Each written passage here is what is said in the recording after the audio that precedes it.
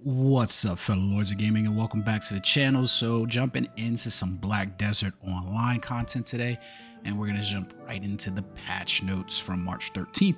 So here we go. Now events basically going in, we'll go into some of these, but this is a really cool event. We've got the Old Moon Guild. Classes are in sessions. Basically, you're taking certificates to Jatina, and she's gonna basically give you some rewards for here. You notice that there's a nice event classic outfit box. Yay! You know, like you can't have enough costume boxes inside here. A Vice of Vox, made for hire, and a mythical feather. I think most people, right, is gonna go for that classic outfit box. It's also March 14th, which means the yearly BDO Pi, whatever event 3.14. You get it, Pi, right? You watch Big Bang Theory, you get it. You're that kind of person. So anyways, we move down to the warrior, and basically they've made some improvements to the warrior to change like the way most of the skills flow together. Basically some buffs. I love that BDO does this and takes the time to do these optimizations.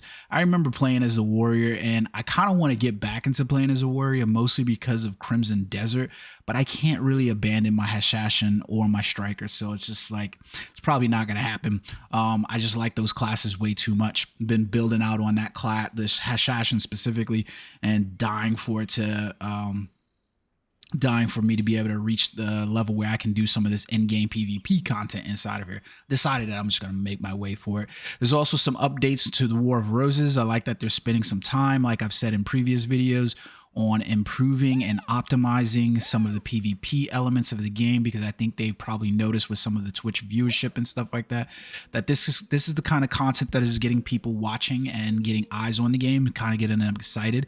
The PvE aspect is really good as well, but I think, you know, if you want to get eyes on the game and have people trying to be competitive and, you know, engaging, that this is it. So it's not bad. You know what I mean? I don't dislike the fact that they're taking the time to invest in the PvP elements of the game. They can't matter at all.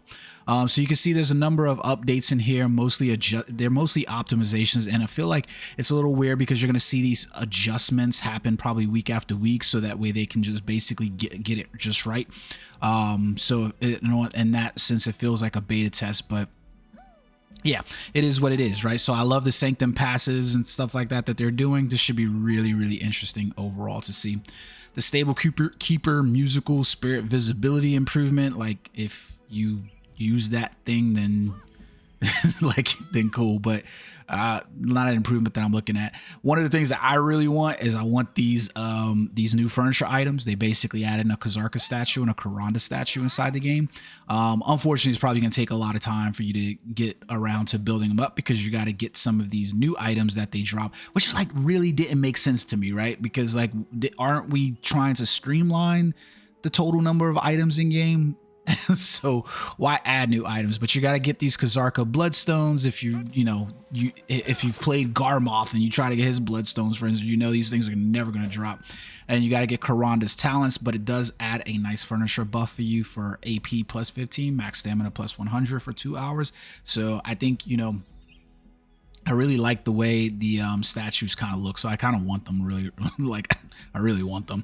Not to mention they give 200 interior points for your houses and stuff like that, so can't complain about that as well. As well, they added these breath imbued statues that can't be registered on the marketplace, and instead of operating for 2 hours, they operate for 5 hours. So yeah, this is pretty cool. I like that overall. Next up, they made some changes basically to the junk items and things like that, to the monster zones. I like these are not like the monster for Elvia Distortion with the junk items and stuff like that. Not so interesting, except for like the drop rates that they've improved for some of like the things inside, like Quint, the Elvia Zone, Hex Sanctuary, and I think more importantly probably like History of Ruins with the Dekia Lantern. You can get an increased Deboreka earring drop rate by 2 times. They've got these hollow Morettas. It's like the spirits of the great ocean have begun to move, captivating the hollow Moretta song. And basically you can discover hollow Moretta, who is seducing adventurers. Like I haven't really fished, so, and I haven't built a frigate or anything like that to go deep sea fishing.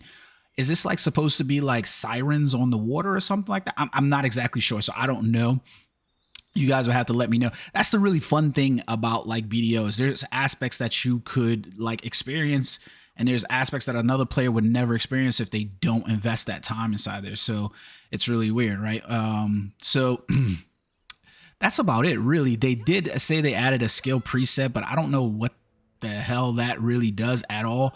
And then we've got the desert, you know, I guess this is like a UI optimization thing, so that way you can see like your percent chance to stuff. And then even for this, they basically added like a infinite decimal for these. I don't know what the hell they were thinking with these. Like, this is like, I get it, it's a very light update, so there wasn't a whole lot done, but I don't get it. Like, why was the addition of that there? I don't know. Anyways, it is what it is, right? So anyways, going along right here, we got the event. Here it is. The I think this is going to be the most exciting thing, right? So you have spring has finally begun, right? We're all in daylight savings time and dealing with, you know, the adjustments to that. When are they going to get rid of it? But they have that inside there, so you can participate with items that you already own. You can see they're inside there, basically mix and match items, take pictures and so forth. And, you know, it's one of those good items. Like, you know, like I don't really mind things like these. They're really, really cool. Special gifts for the 30 selected adventures. You get your Blessings of the Moon or your premium outfit back. So if you want to engage in that, that's something for you to engage in. Like, I think those are cool events. I don't know. And then, like I said, you know, March 14th is Pi Day. So you should basically see inside your challenge tab, the beginning on Pi Day. So basically log in, and from now till the 19th, you'll get these little pies, and they'll give you these 3.14% chances. So if you make your way over to challenge tab, you'll see them inside here right there, and you'll just be able to claim those inside of your challenge tabs. This is essentially what it is, right? Then we've got the guild classes are in session, Old Moon guild class session. So here you go. So like, this is really easy event. I'm gonna slide this window over to the right just a little bit, and you can see right inside of here, right, you're gonna basically be able to collect these Old Moon advanced lesson tickets, right? So you're going to collect those Old Moon advanced lesson tickets. You'll notice over here that you're essentially going to be able to register those. So like you can see here, this is like a special advanced manual and like an Old Moon manual. So it's like, you know, a set probability you're going to get these. And basically you're registering these things, and they're going to give you quests for what to do. So you can see here for like monster hunting, defeat any monster times 250, and they're going to give you Jatina certificate seals, right? So that's not bad at all. Like, you know, you basically do a really simple quest. Like even here, it's like gather fairy's breath times 5. Like, okay, this is like very, very simple. Obtain which delicacy times 20. Like, these are like tame one wild horse. None of these are particularly difficult, and you can basically register to do these things, and you'll notice that you'll get these Jatina certificate seals. Well, once you have accumulated enough Jatina certificate seals, you can then basically take that into where is it at? You can basically then take that into Jatina over here and basically be like, okay, well, I've got these Old Moon lessons. I'm then going to be able to, like, I'm going to have these rewards inside here for the new semester, where I'm going to get these magical elixirs, and I'm going to get the heartwarming spring draughts as well. I complete all the quests. Here it is. And then I basically take them in and I trade in a Jatina certificate seal. And then she basically gives me once per family, right? Once per family, I'm going to basically be able to get these items. So I can get my event classic outfit box, made for hire, you know, Supreme, the mythical feathers, you know, all of those things that you're normally used to getting. And the really cool thing is that we even have some of the things like I'm still collecting Garmoth scales. So I'm really excited that I'll be able to continue to collect those along with the Old Moon Alchemy Catalyst. These are really good items, especially if you're doing the long quest to basically get Garmoth's heart, or to get your second or even your first pin accessory. This is a good place to basically get them. So like, it's a good event overall. I'm not complaining about like the events that Black Desert has lately. Like, I've really been enjoying coming back to the game. Not that I like really left, but getting more deeply engaged in the game. It was funny because we were having that conversation with some of the guildmates, and they're like, hey, like, you know, sometimes you get burned out. What are you doing? Right. It's like, hey, I just play another game or something like that. So that way I don't feel too burnt out by the game, of especially like BDO is very grind heavy. So it's there. So those are pretty much all of the events that are currently going on inside of Black Desert. There is an event that's been going on since last week, and I kind of didn't touch on it because I didn't do a video for last week's. But they had the guild league that was going on, and you can get light stone fires from those. But that's really dependent upon whether or not you're able to participate in those events because your guild is participating in those events. So like, I went in here, for instance, and on my character, I don't really need it because I had saved up enough from grinding that I was basically able, oh, I'm on a wrong damn character, so I can't show it. But either way, I was basically able to get some of like my light stones and fires to basically equip them to your artifact effects. So like if you had any artifacts inside your inventory, where are we at? Artifact inventory. There we go. You have like any artifact inventory, then you can click on these and you can see what light stones you want to equip, and those what the good ones are, because you need like some of those light stones of fire, specific ones as well. Like I did some weird ones inside here, like predation and stuff like that.